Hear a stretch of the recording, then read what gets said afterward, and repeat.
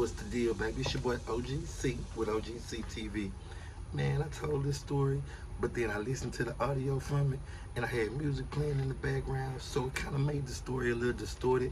So the story meant so much to me that I feel like I needed to redo the story so you get the significance of the story with no music. I was jamming to some music and the song came on and it inspired a song that I'm writing. The song kind of weird. I wasn't able to get it started until recently because it's a song with a name that most people won't recognize. You know what I'm saying? Like "Woe is me." "Woe is me" is a term that was used in Romeo and Juliet. It was used by Romeo Montague, and his particular disposition in the tale was that the love of his life happened to be Juliet Capulet, which was the daughter of I guess, the ops. Okay, so they called them star-crossed lovers. So they loved each other, but they couldn't be together. So Romeo was basically just chilling, and he feeling the blues. But instead of him being corny and being like, "Oh, I'm sad," he said, "Woe is me." And I remember hearing that term like, the hell that mean? Like, did he fall? He's like, "No, woe is me means I'm sad. Like, I'm woe." And that set with me. And I was like, damn, that's crazy. Woe is me. You know what I'm saying? And sing a song by Jodeci. I might even write a poetry. She probably won't notice me. Woe is me. Laying on the floor is me. Anyway, I remember it brought memories back to like the first time I ever fell in love. Really the only time. And the only reason I say the only time, I've dealt with people, I've been in relationships, we've had a very strong like-ship, but I've never been in love. And the reason why I know love is because I have a beautiful family full of like women, and they over time taught me what unconditional love is. A person don't love you when they like you. Like, okay, cool, I like you, but you gotta learn unconditional love from a person that don't always like you, but they always love you. So once you experience that, no one can sell you a different version of it. I know what love is. Love is it goes, period. Like, you don't have to like it. Love is serious. It's heavy. And so when I met this person and I was in college, I walked into the punch out, which was the eating quarters in Howard University. I see this girl at the counter. She talking to a dude, and I kind of know the dude. But when I lock in on this person, the guy got erased. Like, he not even there. He there for right now. But when I get her information, once I get this resume on this girl, I'm pulling her file. Like, I don't care what her situation is. We gonna fix that. So I go to the liaison. I peep game, see what girl group she's with. I see the person that I know in that group. So I head straight to her. She's the staffing coordinator for the girl group here. And I go to her and I sit with her, Christina. I'm like, yo, who's the girl at the bar? Sidebar, at this time at Howard University, I must admit, OGC is kind of having his way. This is not my first year here. I came in pretty hot, and I'm beginning to be one of the household names of the campus. So I'm having motion and I'm having my way. So I only said that to say this, not to brag. I just want to set up the story. Comprehension, understanding is better than instruction and information. I want you to understand why things have such significance. Because of the unprecedented of my feelings, I approached the situation differently. I could have bogarted their whole little date and just gorilla pimped, but I didn't want to come off like that. I was very careful because it's a different type of like puppy love than I've ever had.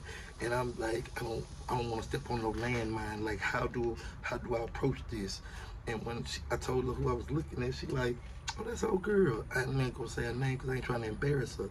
And I'm like, "Yo, I need you to bring her to me. Like, I'll throw a party. I didn't have a party planned, but I'm gonna get one together. And you and your crew come through, bring her. I'll take care of the rest. Please, just get her to me." And she looked at me and she gave me that protective look, like, "You trying to fuck my friend?"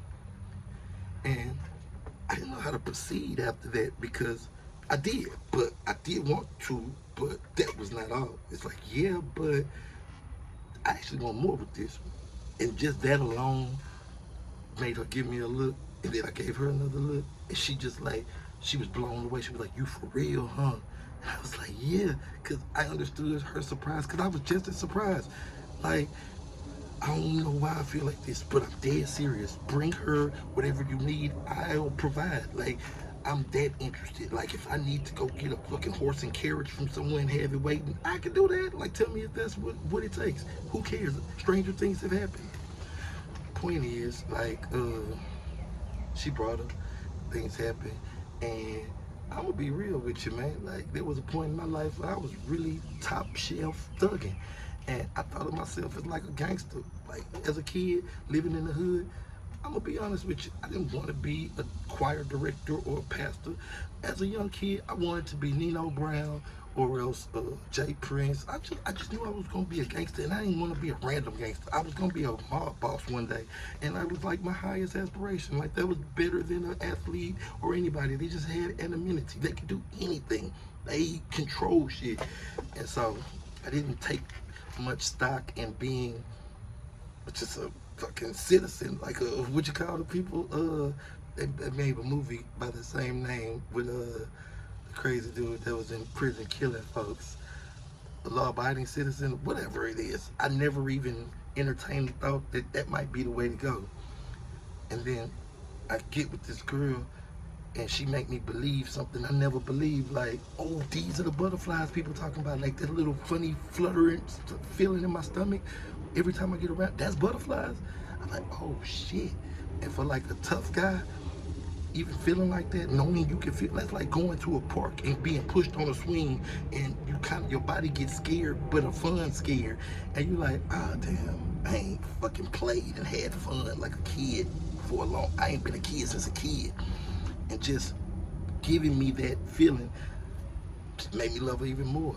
And like, I always feel like that around that person. Like, that person just make me feel like that. It ain't nothing about a look or nothing they bring to take them as a person. God makes us all how he wants us, and some of us stray away from the makeup he gave us, and some people are just the person God made, and that shit beautiful. And when a person can see that, it's just like, damn, before somebody ruin this, please let me get a chance. I won't mess it up. And I messed up the opportunity, but I don't think I burned the bridge. The point is, love is such a beautiful thing. And even when I thought I lost that situation, I never like discouraged my friends that were in love, because I kind of encouraged that shit. I didn't believe in it as far as my personal situation, but man, if you in love, man, do your thing. Don't get caught up fucking with us, bro. She told you, if she texts you, she probably looking for you. Go and go to the house. Like, my advice was always to preserve the love, because even though I don't have it, when I felt it a little bit, that shit was great. So if I could help you attain that feeling, I'm all for it. Like, that shit crazy. It's like a drug. I didn't even know it was that good. Hell yeah. I can't get none, but if I can help you get some, I feel just as justified.